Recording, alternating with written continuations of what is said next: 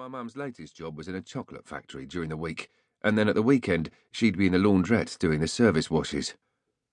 The old man did mini-cabbing at night, and anything he could get hold of during the day. He would help mend other people's cars, and always had a 15-year-old Ford Prefect or Hillman Imp out the front that he'd be doing things to. We moved house a lot, always chasing work. I'd lived at a total of 9 different addresses and gone to 7 schools. My mum and dad moved down to Herne Bay when I was little.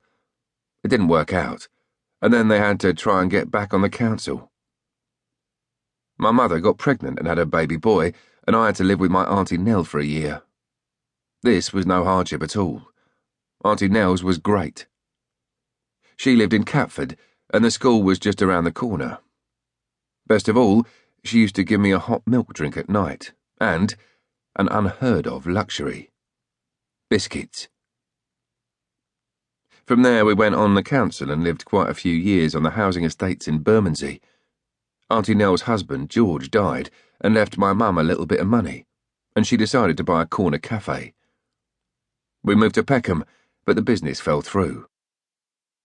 My mum and dad were not business people, and everything went wrong. Even the accountant ripped them off. We went on to private housing, renting half a house. My Uncle Bert lived upstairs. Mum and Dad were paying the rent collector, but it wasn't going to the landlord, so eventually we got evicted and landed up going into emergency council housing. Money was always tight. We lived on what my mum called teddy bear's porridge: milk, bread and sugar heated up.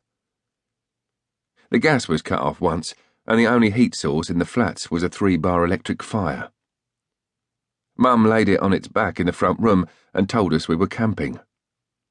Then she banished the saucepan on top and cooked that night's supper, teddy bear's porridge. I thought it was great.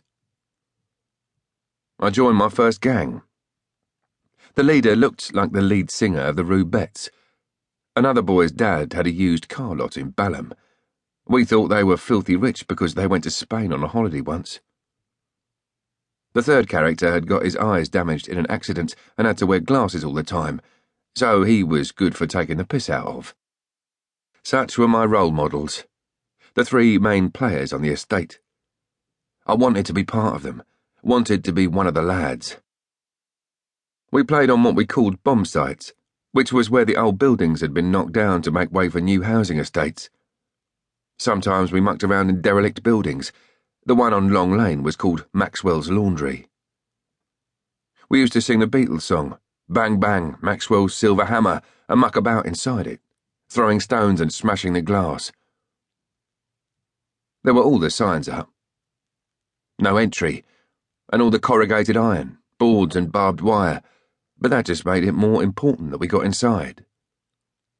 We'd get up on the roof and use the skylights as stepping stones in games of Dare. It was fun until the kid fell and died. I changed gangs. For the initiation ceremony, I had to have a match put to my arm until the skin smoked and there was a burn mark. I was dead chuffed with myself. But my mum came home from her shift at the laundrette, saw the state of my arm and went apeshit. I couldn't understand it. She dragged me after the house of the gang leader to moan at his old girl. The 2 mums had a big shouting thing on the landing, while we just stood there giggling. As far as I was concerned, I was in the gang. Let them argue as much as they like. As I mixed more with the other kids, I started to notice that I didn't have as much stuff as they did. The skinhead era started, and everybody had to have Docker green trousers and cherry red boots. I said I didn't want any. We'd go to the swimming pool once a week, and the routine afterwards was to go and buy a Love Heart ice cream or arrowroot biscuits out of a jar. I never had the money for either, and had to try and ponce half a biscuit off somebody. I never tasted a Love Heart, but one day I scrounged enough money from somewhere and made a special trip to buy one, only to find that they had been discontinued. I bought an Aztec bar instead and felt very grown up.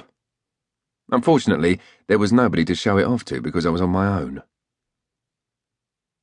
I tried the Cubs once, but never got as far as having a uniform. We had to pay subs each week, but I managed to lie my